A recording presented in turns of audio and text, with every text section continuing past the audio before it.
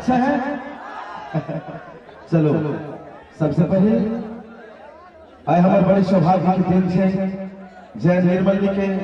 माँ दुर्गा के स्थान में और अहाँ सब के अगाड़ी में जो भी किस गावे के ये अवसर मिलल है गौतम शेखर सर के बदौलत और संपूर्ण कमेटी के हम बहुत बहुत दिल से आभारी हैं। और सबसे पहले हम जी और निर्मल के निर्मल बाबा के वजह से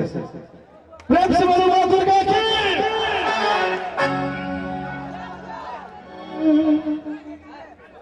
हो चलो होना दर्शक वृंद अहाँ सबके बीच में आज पहली बार हम गीत गाबि रहल छी लाइव में होना हमारे कैसेट में सुनने हमें अहाँ सब बहुत सारे गाना सब जैसे कि सबसे पहले जते भी दीदी बहन साथी भाई और जते भी हमारे मित्र सबसे हमारे दोनों हाथ जोड़ के सादर प्रणाम से अपने सब स्वीकार करो। अरे बिल्कुल ना जैसे कि हम अपन छोट डिफिनेशन हमारा नाम सन्नू कुमार जिला सप्तरी राजगीर हमारे फर्स्ट गाना चल क्योंकि अहाँ सबके आगाड़ी में हम फर्स्ट छे द्वारा हम 1 मिनट में सारा चीज बतावे ला चाहे छी। फर्स्ट गाना चले मुस्कान में अहाँ का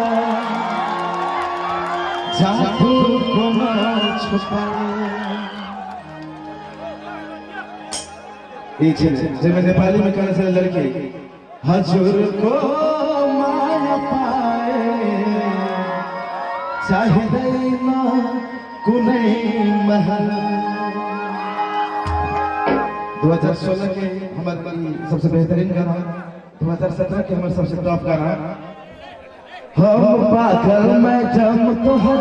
मथिया पड़े मथिया पड़े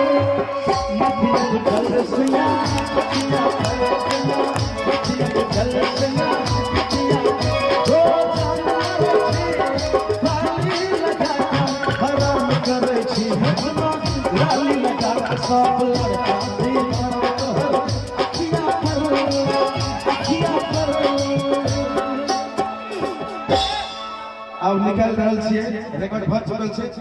हाय गर्मी लगल सैया खटिया पर सैया गर्मी लगल सैया खटिया पर। ये हमारे बड़ी सबसे ज्यादा मैथिली के व्यूअर्स के गाना रहे 2018 में सॉरी 17 में और यही सबके प्यार और आशीर्वाद के वजह से 2019 में सबसे हिट हमारे गाना करने का 19 मिलियन व्यूअर्स मैथिली गाना के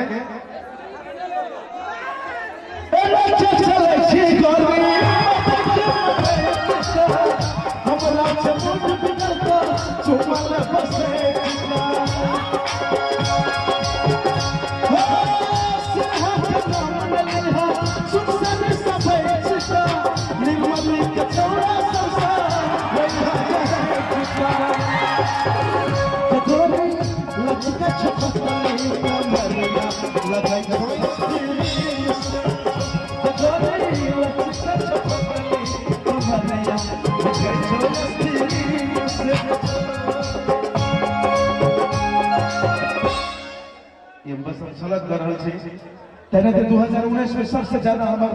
19 मिलियन फिल्म भले गाना के गाना लव सॉन्ग प्रेम गीत अहाँ सबके मालूम है तो बताओ अहाँ सब यूट्यूब सबसे बेसी देखे छे बिहार में और बिहार से सबसे बेसी सपोर्ट मिले छे मैथिली गाना के और हम लोग 2 रुपया कमावे छी तो ये बिहार के देन छी। हम सब के इंडिया के जते भी ऑडियंस है हमारे साथी भाई सब के सादर प्रणाम कर रहे हैं। 100 रुपया के औकात में भेल लड़का के आई लाखों में हम खेले छी तो बस अहीं सबके आशीर्वाद छे। गाना छे चेहरा छुपा कैला नैना छुपा चेहरा छुपा कैला नैना छुपा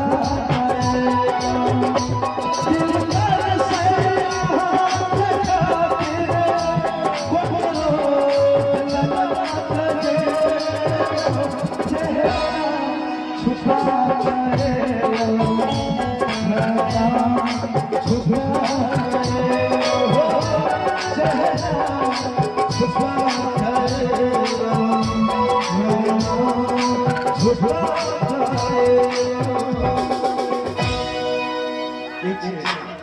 गाना से हम बहुत सारे रुपया कमेलौं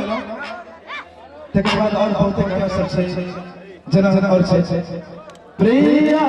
प्रिया प्रिया प्रिया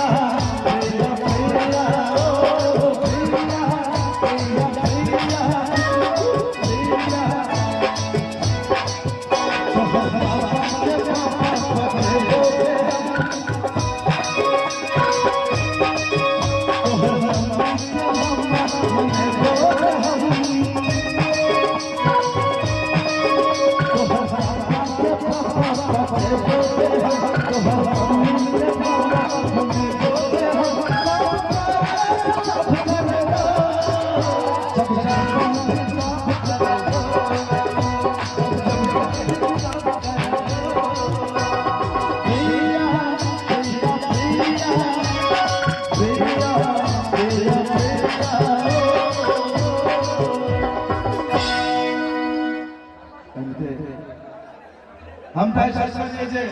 शायद अहाँ सब सपोर्ट नहीं करबे कियाकि हम आइ लगातार 7 मिनट से गीत गाबि रहल छी और आवाज हमर पूरे खत्म भ गेल छै। हम कहते हे दुर्गा माता आइ जे हमर मौका चीज जेते त लागे छै बहुत बैक कर छै, लेकिन अहाँ सब सपोर्ट करै छी यह बहुत